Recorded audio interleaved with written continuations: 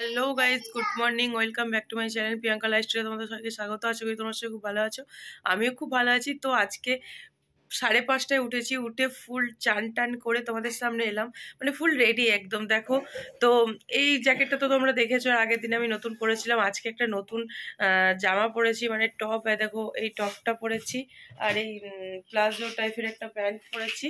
তো আজকে আমি একদম ফুলফিল রেডি। স্নান টান করে শুধু আমি একা না, আমার মেয়েও, 2 মেয়েও আছে, তো মা আছে।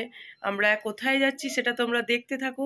সেটা জানতে চাইলে, দেখতে চাইলে পুরো ব্লগটা কন্টিনিউ করতে হবে। তো চলো, বাইরে টোটো এসে গেছে, এখন বাজে 6:30। তো চলো যাওয়া যাক। তো গাইস, ট্রেনে চলে এসেছি। তো ট্রেনে না, মানে স্টেশনে চলে এসেছি। তো দাঁড়িয়ে আছি, টিকিট কাটা হয়ে গেছে, এখন ট্রেনের জন্য ওয়েট করছি। তো গেস করো কোথায় যাচ্ছি। তো আমাকে কমেন্টে জানিও তোমরা। আর ভিডিওটা, মানে আমি কোথায় যাচ্ছি জানতে হলে ভিডিওটা পুরো কন্টিনিউ করতে হবে। তো চলো যাওয়া যাক। তো গাইজ দেখো, আমরা স্টেশনের কাছাকাছি ঢুকে গেছি, নৈহাটি পৌঁছে গেছি। এবার স্টেশন থেকে নেমে আমরা যাচ্ছি মা বড় মার মন্দিরের দিকে। তো দেখো এদিকে মানে খাওয়া দাওয়া, একটু চাটা খাচ্ছিলাম, আবার এখান থেকে পুজো নেব। তো তাই জন্য চা খেয়ে পুজো নেওয়ার জন্য এখানে এসে জুতো টুটো খুলে পুজো নিয়ে নিয়েছি। এই দেখো, তো মন্দিরের দিকে এবার যাচ্ছি। মন্দিরে জানো তো প্রচুর লাইন, মানে এত দূর পর্যন্ত লাইন, মানে কি বলবো। তো যাই হোক, লাইনে দাঁড়িয়ে আছে। এগুলো দেখো, গঙ্গাটা দেখা যাচ্ছে, মা গঙ্গা। তো তোমাদেরকে দূর থেকেই দর্শন করালাম, মানে গঙ্গার ওইদিকে যাইনি। তো দেখো এখানে হচ্ছে কত সুন্দর, মানে সিনারিটা এত সুন্দর। আর দেখো এগুলো লাইন, দেখতে পাচ্ছ কত লাইন। মানে রোদের মধ্যে লাইনে দাঁড়িয়ে আছি এক এক সময়, মানে রোদের জন্য ক্লান্তি লাগছে, কিন্তু যাই হোক মা বড় মার টানে, মানে কি বলবো, ভালোও লাগছিল। তো এখানে একটা সুন্দর পার্ক আছে বাচ্চাদের। তো দেখো কত সুন্দর গাছপালা। পার্কের ভিতরটা ভেবেছিলাম দাঁড়িয়ে আছি, কোথায় এসেছি তোমরা নিশ্চয়ই এখন গেস করতে পারছো। এরকম পুজোর ডালা নিয়ে দাঁড়িয়ে আছি, আর এতটাই লাইন, এতটাই লাইন, প্রচুর বড় লাইন, মানে মন্দির থেকে পুরো একদম ফেরিঘাট পর্যন্ত বিভৎস লাইন। তো মায়ের পুজো দেওয়ার জন্য দাঁড়িয়ে আছি। হ্যাঁ, তোমরা ঠিকই গেস করেছো, নৈহাটির বড় মায়ের কাছে এসেছি। মানে অনেক দিনের আশা স্বপ্ন পূরণ করার জন্য মায়ের কাছে, মায়ের চরণে, মায়ের টানে মায়ের চরণে এসেছি। তো চলো যাওয়া যাক, পুজো দিই।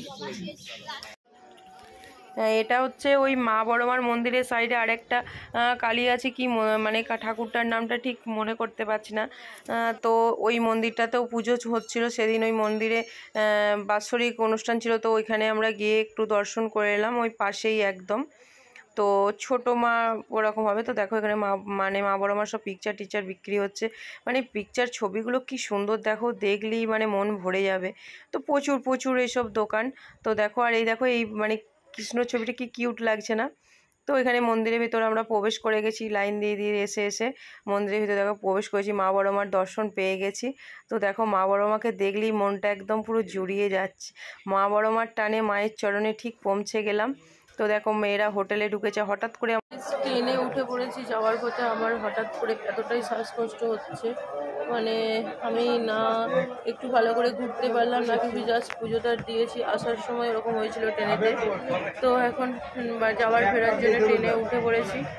তো বাড়ি যাই, বাড়ি ফেরার পথে প্যান্ডেলে গিয়ে আবার ট্রেন চেঞ্জ করতে হতে। চলো পরে। তো দেখো ট্রেন থেকে গঙ্গাটা দেখা যাচ্ছে, মানে গঙ্গার ওপর দিয়ে, ব্রিজ ওপর দিয়ে ট্রেনটা আসছে। তো এখান থেকে দেখো গঙ্গাটা কত মানে সুন্দর লাগছে, একদম পুরো জল জল থই থই করছে চারিদিকে, নৌকার ধরে কত ছোট্ট ছোট্ট লাগছে একদম।